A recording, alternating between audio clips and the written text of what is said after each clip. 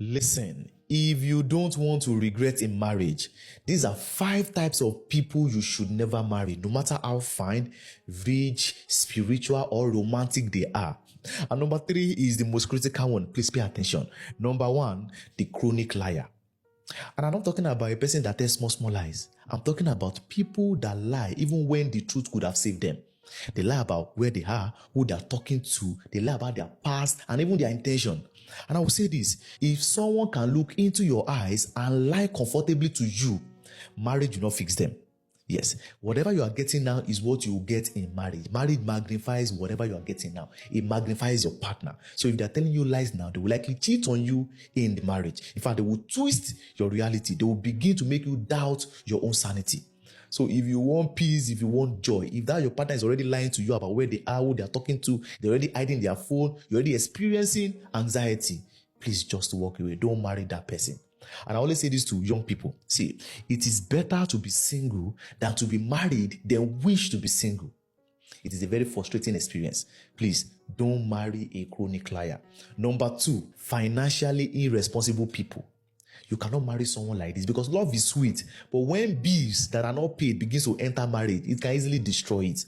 You cannot marry someone with no financial discipline. They don't make any future plan. They don't save money. And they will tell you that, oh, God will provide. So if your partner avoids money conversation, they don't talk about their income, their expenses, their debts. You know, some people, they like borrowing money. So if your partner is constantly borrowing money and they are super broke, you are inviting a liability into your life. And marriage will not fix it. In fact, it will get worse in marriage because at that point, you can't just exit. And I will let you know this. Finance is one of the biggest cause of divorce in the world. So most of the problems in relationship is always related to money. Is that somebody is not doing what is supposed to do, somebody is not saving properly. So you and your partner must be able to talk about money. Don't marry a financially irresponsible person because marriage is not just emotional, it is economics. Both of you must be able to sit and plan about the money, not just somebody spending with the hope that God will provide. Number 3, and this one is very, very critical, emotionally unavailable partner. See, this one is very dangerous because they might look calm. In fact, they don't fight, they don't argue, they just disconnect. See, this kind of person, if you marry such person, you might end up experiencing a long time silent treatment in your marriage. They will not talk to you. If they are angry, they will ghost you.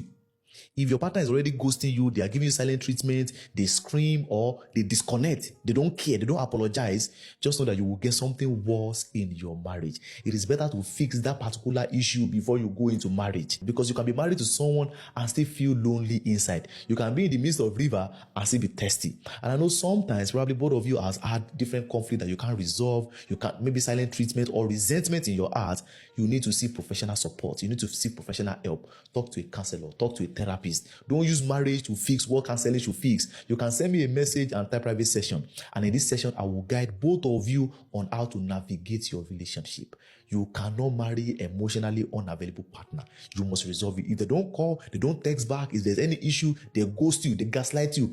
It is better that you and your partner seek therapy before you go into marriage. So send me a message and type private session. It is not free.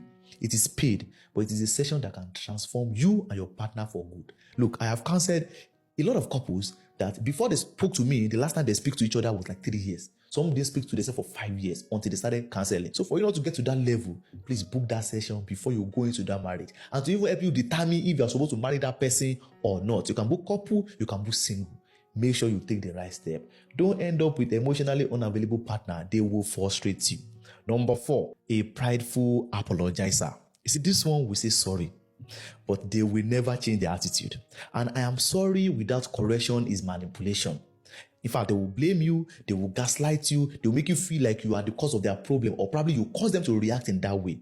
And marriage needs humility. If you cannot apologize deeply, if you cannot effect change, that marriage cannot work. So if they're already treating you in this manner, if they're very prideful, when they say sorry, they don't make any change. You see these people, they can say sorry 100 times, but they will never change. In fact, they will apologize in public, but in private, they will repeat the same thing. So if you're dating this kind of person, please don't go into marriage. No matter how desperate you are, don't go into marriage with such people. This kind of thing will build silent resentment and you will start disliking your partner in the marriage.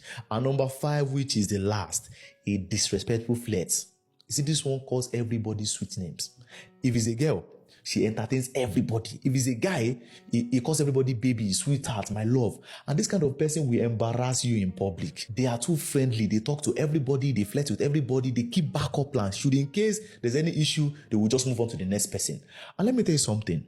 If human validation is more important than loyalty to that person, marriage will not fix them. If they're always talking to everybody, calling everybody sweet names, going out with people, even without your involvement, just know that you will experience more. This kind of people that have side chicks and sad guy in marriage. And let me say this very clearly. Chemistry is not compatibility. Butterflies in your stomach is not stability. And attraction is not character.